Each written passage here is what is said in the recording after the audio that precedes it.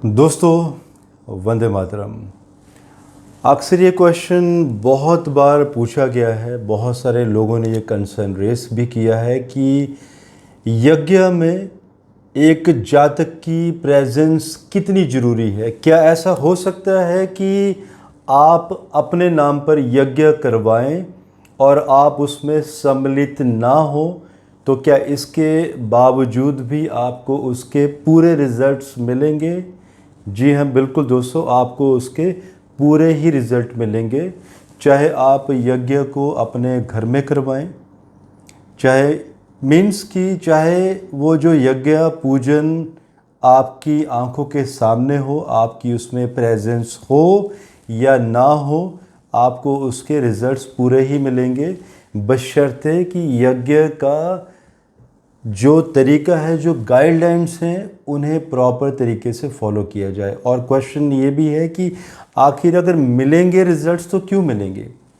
आपको याद होगा कि कभी ऑब्ज़र्व किया होगा आपने कि जब भी कोई पंडित या कर्मकांडी जब कोई पूजा का विधान शुरू करता है, आपके लिए पूजा की शुरुआत होती है, तो शुरुआत के समय में ही संकल्प लिया जाता है, जिसमें कि अमुक व्यक्ति का नाम, उसका पता, उसका गोत्र, और अगर गोत्र ना भी हो, क्योंकि गॉड शिवा का कोई गोत्र नहीं था, अलग गोत्र है, तो अगर किसी का गोत्र नहीं है तो उसे अलग गोत्र माना जाता है। तो इन चीज़ों का नाम लेकर और जातक का फोटोग्राफ भी साथ में होना चाहिए। तो जब इसका संकल्प लिया जाता है कर्म कांडी द्वारा, तो इसका तात्पर्य है कि जो भी अभी पूजन और यज्ञ होगा तो उसका पूर्ण फल उस जातक को ही मिलेगा, क्योंकि जातक द्वारा उसका एक जो फीस होती है, आजकल के ज़माने में फ़ीस ही कहेंगे, वो पे की जा चुकी है, तो उसको पूरे रिजल्ट्स मिलेंगे उसके।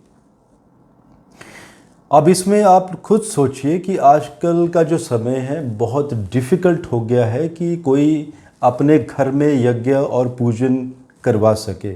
दोस्तों, वो एक अलग समय होता था जब गांवों में लोग रहते थे, कोई यज्ञ और पूजन होना होता था, कर्मकांडियों के लिए एक बहुत अच्छा एक प्लेस दे दिया जाता था।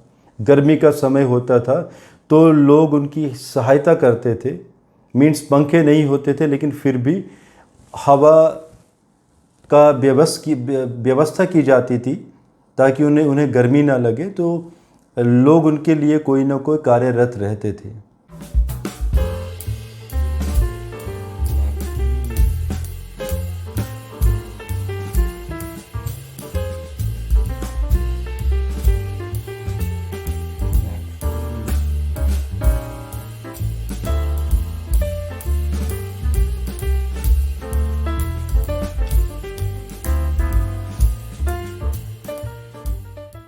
और पूरे गांव के लोग मिलकर किसी एक व्यक्ति जो गांव से संबंध रखता है उसके लिए पूरा का पूरा गांव उठकर आ जाता था, क्योंकि ये अश्योर किया जाता था कि जो कर्मकांडी जो पूजा कर रहे हैं वो अपना स्थान ना छोड़ें। जिस स्थान पर पूजा हो रही है उसी स्थान पर पूजा संपूर्ण हो। क्योंकि जब भी कोई कर्मकांडी, आजकल ऐसा फैशन बन गया है, सुबह जीन्स पहन के आते हैं या फॉर्मल पहन के आते हैं, पूजा में बैठेंगे, शाम को अपने घर चले जाएंगे, ब्रह्मचर्य का पालन नहीं होगा। या मान लीजिए मंदिरों में पूजा पाठ्यक्रम होता है और उसमें भी दोस्तों लोग अपने कार्य भी करते हैं बाहर जाके, और मंदिरों में तो प्रेशर बहुत ज़्यादा होता है, तो इसमें पूजाएं संपूर्ण नहीं होती, विघ्न बहुत ज़्यादा पड़ते हैं। अगर आप नोट करें तो ये जो वीडियो में हम दे रहे हैं, इसकी जो कैटेगरी है वैदिक यज्ञ कैटेगरी हमारे चैनल में, इसमें और भी बहुत सारे वीडियोस दिए गए हैं, बहुत सारी गाइडलाइंस हैं। बेटर है कि आप उन्हें भी सुन लें आपको, जिसमें कि मैंने छोटे छोटे गाइडलाइंस दी हैं कि एक अच्छे यज्ञ को परिपूर्ण करने के लिए बिना किसी त्रुटि के, और ताकि आपको पूर्ण रिजल्ट्स मिलें उसके, तो उसके लिए क्या करना चाहिए, क्या क्या छोटी छोटी गाइडलाइंस हैं, आप कृपया उन्हें ज़रूर सुनिए। और अंत में मैं ये भी कहना चाहता हूँ दोस्तों, हमारे एस्ट्रो कपूर का आश्रम है जिसमें कि बहुत सारे पंडित हमारे इन हाउस पूजाएं करवाते हैं। हमारे अलग अलग आश्रम हैं कुछ शहरों में, और उसके भी वीडियोस दिए गए हैं हमारे इसी कैटेगरी के अंदर। आप उन वीडियोस को भी देखिए, जिसमें मैं खुद पूजा करवाता हुआ आपको दिखाई दूंगा साथ में।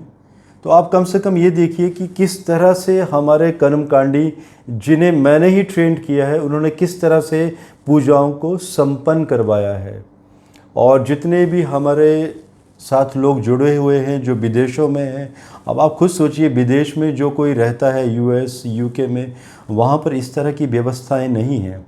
उन्हें ऑनलाइन पूजा में आईपी कैमरास में, उनके आईपी कैमरास के द्वारा उनको एक्सेस दी जाती है उनके मोबाइल में, और वो अपने मोबाइल में एक ऐप डाल देते हैं जिसके माध्यम से जो भी पूजा हो रही होती है, जैसे मान लीजिए महामृत्युंजय पूजा, तो उसका वो 10 दिन लगातार लाइव प्रसारण देखते रहते हैं कि पंडित आखिर क्या कर रहे हैं, कब वो खाना खाते हैं, कब पूजा करते हैं, कब शयन कक्ष में चले जाते हैं। शयन कक्ष की डेफिनेटली एक्सेस तो नहीं दी जाती है, लेकिन एक ऐसी एक्सेस जरूर दी जाती है ताकि जातक को ये मालूम चले कि कर्मकांडी उस आश्रम से बाहर नहीं जाते हैं।